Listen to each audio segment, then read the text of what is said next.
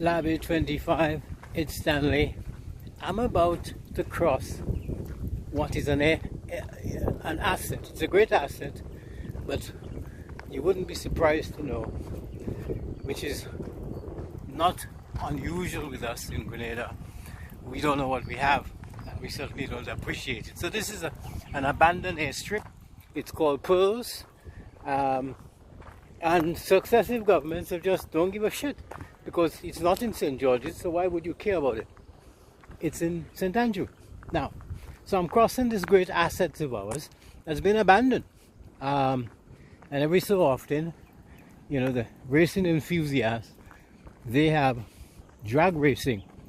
But really, there's no excuse for this, but you can understand it. So, I want to ask you, because this is going to become topical and talking point, but we are ill-informed. You've seen, and you certainly heard, that our Prime Minister, the Grenadian Prime Minister, Mr. Dickon Mitchell, is responding to the American threat and bullying of what they will do to us, along with other Caribbean countries, based on our support for Cuba and our relationship with Cuba in terms of medical assistance. Now, these kind of things used to be done behind closed doors, but now, with the new thinking in America, we'll kick your teeth in if you don't do what we tell you to do. So, here's the question.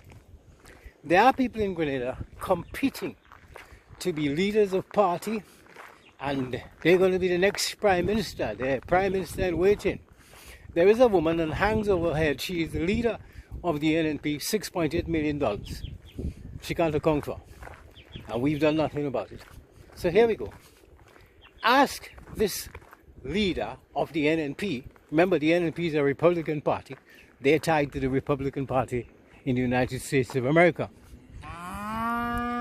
What is your view in terms of what the Prime Minister has said and what Grenada's stance would be? What is your view as the leader of a political party, a Prime Minister in waiting? What is your view? Same question you put to Mr. Peter David. A Prime Minister in waiting, because that's what we're told. What is your view? Because on this issue, there can't be no dodging.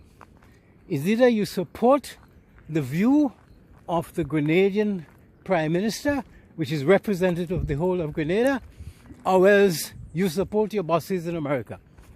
What do? Come out in the open and speak where you stand on this issue in terms of a relationship with Cuba and the assistance we've been given when it comes to medical health, and we've had a long relationship with the Cubans in terms of the PRG, the revolutionary government.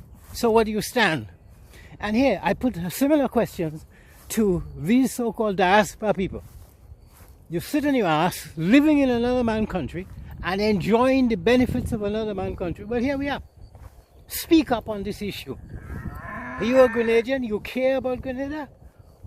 Are you going to stay there and allow the Grenadians to be bullied and kicked in the teeth by the Americans, and you say nothing? Yet still you talk about diaspora. What diaspora? That is where the diaspora comes in. That you are able to go on Capitol Hill. You are able to go wherever it's necessary in the United States of America and lobby on your home country. If you're not able to do that, shut up. Because that's what we have. People who think because they're organizing some dance, some lunch, some dinner for the Prime Minister, that's it. And we must give them a job as an ambassador.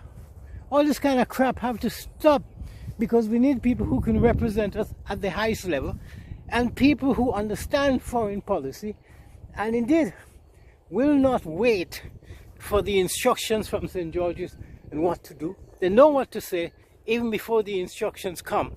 They're able to speak on the issue. Our relationship with the Cuban goes way back when. It didn't start last night, and therefore we don't have to be overly cautious of what we say. We stand proud in support of Cuba and what they have done for us. So I want to see What, as I say, the potential prime ministers in waiting, what have they got to say? And they ought to be saying it loud and clear and bold. The fact that the Americans own you, that's your problem. It's Lab 25. I'm Stanley.